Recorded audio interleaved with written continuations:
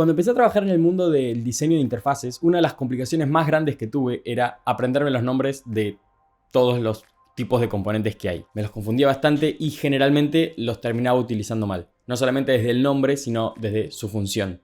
Y entender el por qué se llama como se llama nos permite un poco entender cuál es la función que debería tener cada uno de los componentes dentro de una interfaz. Así que vamos a repasar algunos de los componentes más conocidos dentro de una UI para poder aprender un poco más y entender de dónde es que viene el nombre. Breadcrumbs. Breadcrumbs se traduce como migas de pan. Es una lista de links, generalmente en disposición horizontal, que ubican al usuario dentro de la navegación jerárquica del sitio. Y la función principalmente es esa, poder ubicar al usuario dentro del sitio para poder facilitar la navegación a niveles anteriores, poder dejar un rastro. Un breadcrumb es muy difícil decirlo. Un breadcrumb básico se ve así. Y por si a esta altura no te habías dado cuenta, el nombre viene del cuento de Hansel y Gretel, en donde los hermanitos, para no perderse en el bosque, dejan un rastro de migas de pan para poder volver a su casa. Creo que la referencia está solo ahí, porque después, si ahondamos un poquito más y sobreanalizamos un poco la historia, los pajaritos se comen las migas de pan y ellos no pueden volver a la casa. Entonces, como que la metáfora termina perdiendo un poco de sentido, pero creo que las migas de pan o los breadcrumbs, el componente, recibe el nombre por esto porque es famoso a partir del cuento. Toast. Otra referencia al pan que en este caso se traduce como tostada. Un toast o una toast, al menos en diseño de interfaces, es una notificación temporal que aparece en la pantalla. Los toasts dan información al usuario, como un mensaje de confirmación o un recordatorio, y suelen desaparecer automáticamente. Son cliqueables, uno puede interactuar y entrar a esa notificación, pero generalmente si el usuario no hace nada, desaparecen en un tiempo breve. Los toasts también se utilizan para mostrar mensajes de estado, como confirmaciones o errores en la entrada de algún tipo de dato de formulario. ¿De dónde viene el nombre? Bueno, del movimiento del pan cuando se convierte en tostada. Cuando la tostadora termina de hacer su trabajo, te envía una notificación que la ves y la escuchás y en muchos casos te asustás. Cuando expulsa la tostada, muestra una partecita del pan, no muestra todo el mensaje, muestra una parte que con eso ya entendés que el pan está hecho.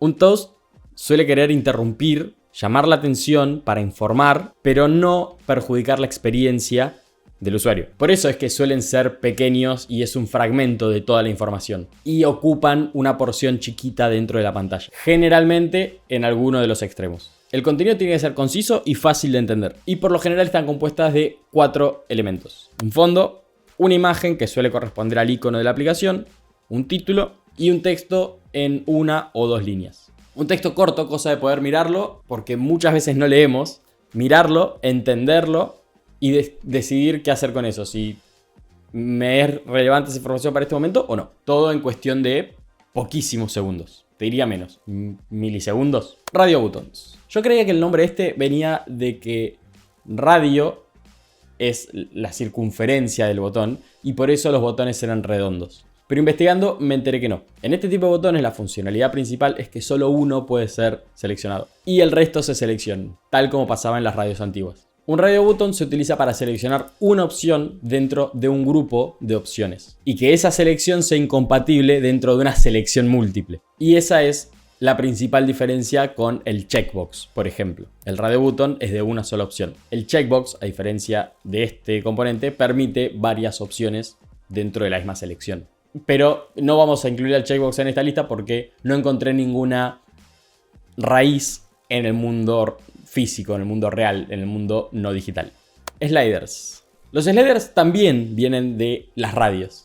Había 2 referencias de pan y ahora vamos a hacer 2 referencias a las radios. Esta también viene de ese mundo y son los manejadores en donde se controlaba el volumen en las radios antiguas. El volumen o la estación de radio, el sintonizador. En las radios de los autos la disposición de los sliders era horizontal, por una cuestión de espacio. Slider no tiene una traducción literal al español, pero se puede entender como barra deslizante o regulador. Se utiliza para seleccionar un valor numérico o una configuración mediante justamente el deslizamiento de un indicador a lo largo de una escala de una forma bastante precisa. tal cual sucedía en las estaciones de radio o en el volumen de la radio. El slider muchas veces se confunde con el carrusel y eso es lo que nos lleva al siguiente componente, carrusel. El carrusel muestra imágenes de una manera cíclica, por eso el nombre, aunque en Argentina a esto le decimos calecita. El carrusel lo que permite es ver una serie de imágenes o de elementos de contenido, generalmente uno a la vez, mediante el deslizamiento. Mientras muestra uno, oculta el resto.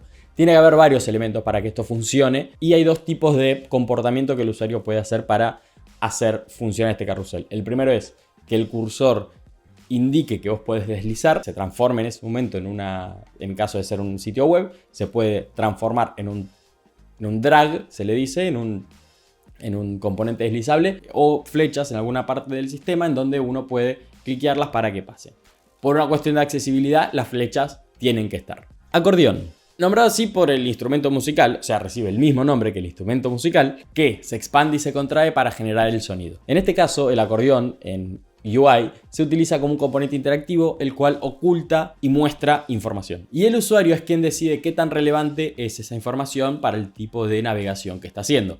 El componente generalmente se presenta contraído con un título y cuando el usuario lo selecciona, se expande y muestra la información que tenía oculta. Tal cual funciona un acordeón, el instrumento. Se expande y se contrae. Los acordeones generalmente lo que hacen es que la información sea más liviana de leer, que no existan kilométricos bloques de texto en el cual vos tenés que leer todo para poder filtrar lo que realmente te interesa. Acá con un título podés interpretar de qué se trata la información que hay dentro. Tabs.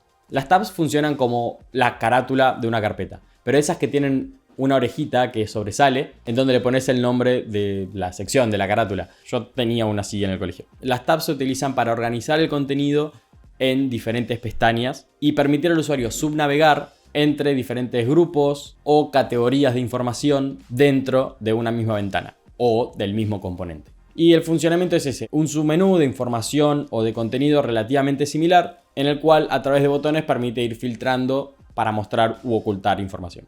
Toggle. En inglés el verbo toggle o toggle significa cambiar alternativamente o cambiar de un estado a otro. En el contexto de una UI es un botón que permite cambiar una opción o una configuración entre dos estados, como ser encendido o apagado, pero siempre tiene que ser dos. Son opciones binarias que cambian rápidamente el estado o la configuración de alguna función. El término viene de un switch, de una tecla de la luz. Y si además se lo acompaña con algo de Motion UI, con alguna animación, un cambio de color, alguna vibración, es, creo yo, de las funciones más intuitivas que pueden existir dentro de una interfaz. Hasta acá el listado. Existen bastantes más componentes. Esta es una lista básica y de dónde viene la nomenclatura, la etimología de cada una de estos componentes. Si te gustó este video y te sirvió de información, hacémelo saber en los comentarios o podés también compartírselo a alguien que creas que le puede interesar. Este video le hubiese servido al Ezequiel de hace algunos años que había empezado a trabajar y se confundía mucho los términos. Espero que a vos te pueda servir también y si te gustó el video que puedas dejar un like, que puedas dejar un comentario y te espero en la próxima con un video nuevo. Hasta chau.